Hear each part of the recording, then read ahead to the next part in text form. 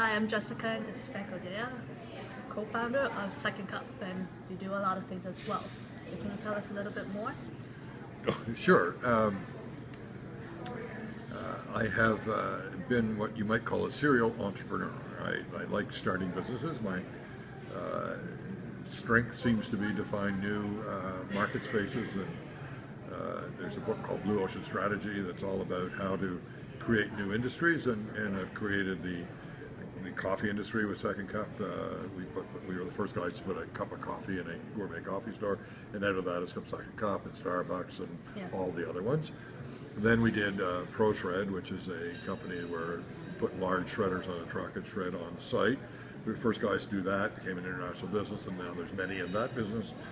But I also like starting not-for-profits, so I started Street Kids International, War Child Canada, Canadian Foundation for AIDS Research, and on and on, all of which continue because it's important for all of us to find a reason to give back to this great country and this community. So I have found that those are the things I like to do, and lately I've building houses in Brazil and affordable housing in Brazil, and we're also doing a youth project on outsourcing to our youth in Canada and around the world.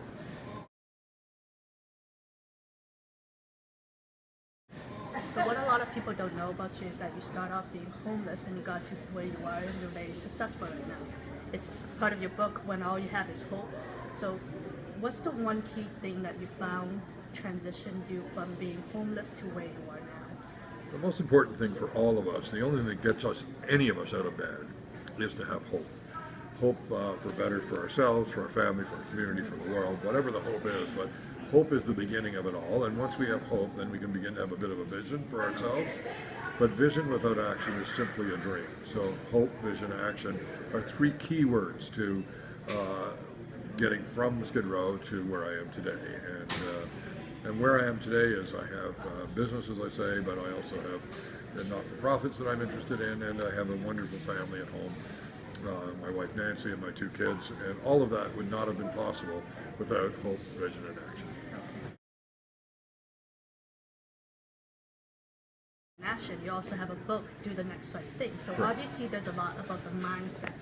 So when you're homeless, you start getting into the sunken feeling where there is no hope and your mindset is very negative. So changing it to the positive and having hope, vision, and action obviously made a big difference. So what can you say more about the positive mindset and how do you develop that? Well, Jessica, that's why I did write the book, Do the Next Right Thing, Managing Life's Crisis, because all of us have crises, no matter whether it's when I was on Skid Row, but many times since then. There have been crises in my life, whether it's family or business or other things, that seem catastrophic, that seem as if it really is the end of the world. It seems like it's the end of the marriage or the end of the world or the end of the business or whatever those things are. Well, the advantage of being older is you know that you've been through all of these and it never is. So when you really come to the point where you realize it never is the end of the world, then how do you manage life crisis? And the most important thing to manage crisis is first stop reacting, start responding, stop overreacting, find peace, serenity, realize that this too will pass, and then begin to respond. Now you guys are engineers, so you like empirical data. Well, there's really strong empirical data that shows the higher the stress level, the lower the IQ. So as stress goes up, the IQ goes down. So what you're really asking is the dumbest person in the room to solve the problem. Does it make sense? You need to get that back in balance. Okay. So part of that is stepping back. Stepping back, finding space, absolutely. Okay. And stepping back may even be over time. It may be just a moment or two, or it may be several days, but it's stepping back. Realize you don't have to answer the question today. You don't really have to respond to the email instantly. You don't have to respond to Facebook. You can back off, build some time, understand what your reaction might be or your response might be rather than the reaction, and respond accordingly.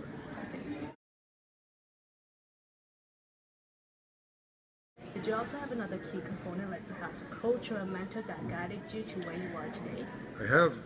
I have no formal coach and no formal mentor, but I have several people in my life that when I grow up, I want to be just like them.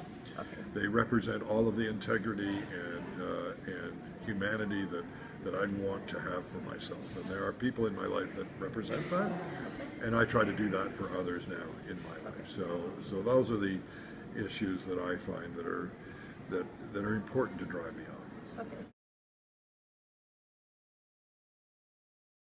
So what I'm hearing is it's important to surround yourself with like-minded people. Correct. And a support group.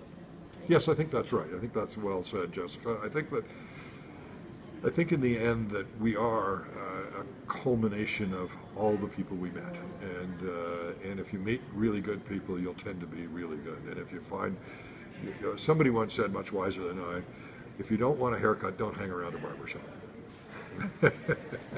So surround yourself with like-minded people, and those people that you want to eventually become like. Correct. So instead of hanging out with the homeless people, you probably started hanging out with more successful people. Correct.